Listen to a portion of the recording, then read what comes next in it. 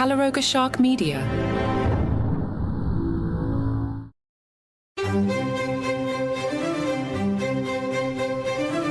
Hello and welcome to Palace Intrigue. I am your host, Mark Francis.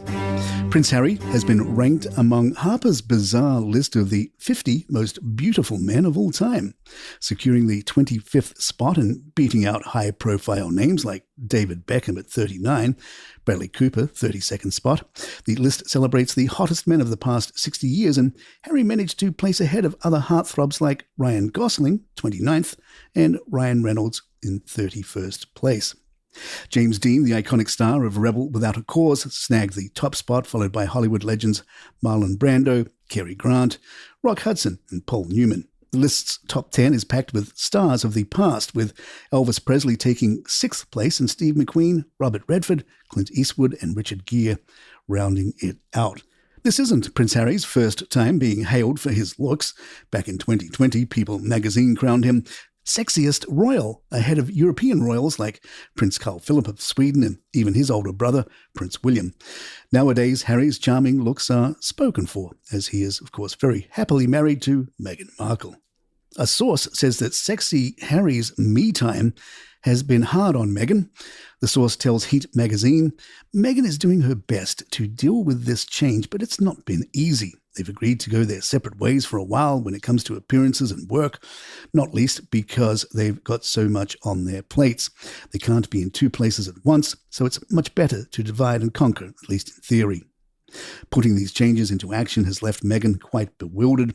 She's gotten so used to having Harry by her side for every public event and red carpet that he's a really calming influence for her.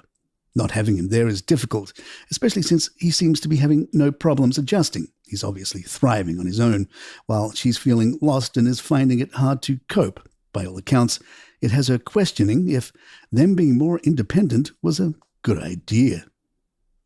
Sexy Harry may be jet-setting across the globe on solo adventures, but according to insiders even miles apart, he's still operating under Meghan's watchful eye. An unnamed source told Radar Online he has to check in regularly and stick to her road trip rules, including a strict 11 p.m. curfew. The source added, he's very keen to make a return to his family. That's partly why he's going home to visit so often. His intention is to spend a lot more time there. Meghan reportedly has strict guidelines for Harry while he's away, particularly concerned about potential scandals like the infamous 2012 Las Vegas incident, where photos of Harry playing nude billiards surfaced. The source noted, there are always going to be people looking to catch him doing something naughty. Even the hint of impropriety would be humiliating for him and even more so for Meghan.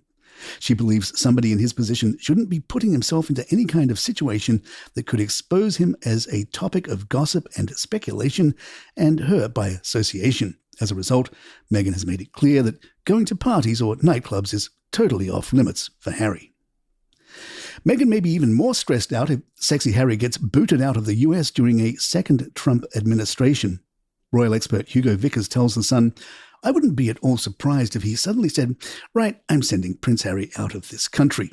And the reasons that he would use would be the drug issue, because Prince Harry has admitted to taking marijuana, cocaine, magic mushrooms, and may not have filled that in on his visa form.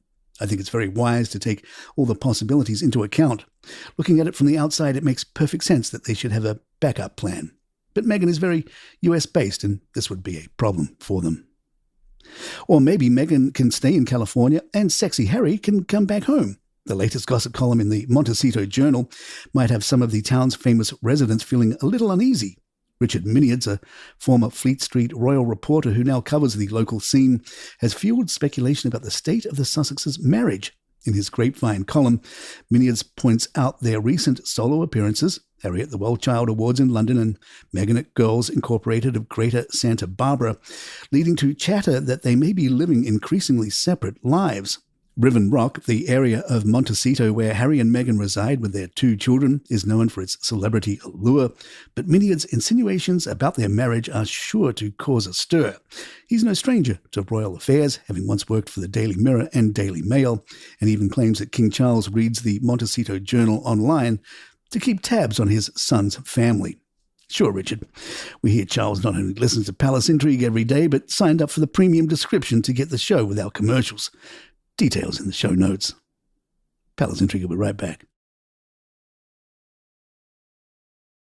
Tina Brown, the former editor-in-chief of Vanity Fair, told the Ankler podcast, "The trouble with Meghan is that she has the worst judgment of anyone in the entire world. She's flawless about getting it all wrong. All of her ideas are total crap, unfortunately." Harry and Meghan have been dealt another symbolic blow as they are now positioned below Prince Andrew on the official royal website, marking another public slight against the couple.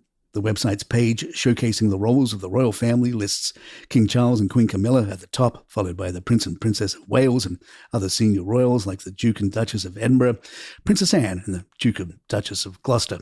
Despite stepping down from royal duties, Harry and Meghan still have a spot on the site, but it's a shared bio rather than individual profiles, and they're placed behind Prince Andrew, who remains listed despite stepping down from duties in 2019 due to his association with Jeffrey Epstein. But at least he didn't write a book. And there you have it. If you'd like to email us, our address is thepalaceintrigue@gmail.com. Please follow us on Spotify, Apple, the app of your choice, and write us a review or leave us some stars if you're enjoying the show. Don't forget to catch our other show, Ghost Scary Stories, leading up to Halloween. Hundreds and hundreds of episodes for your Halloween enjoyment. Check out Ghost Scary Stories wherever you get your podcasts, like this one. I'm Mark Francis. My thanks to John McDermott. This is Palace Intrigue, and good times.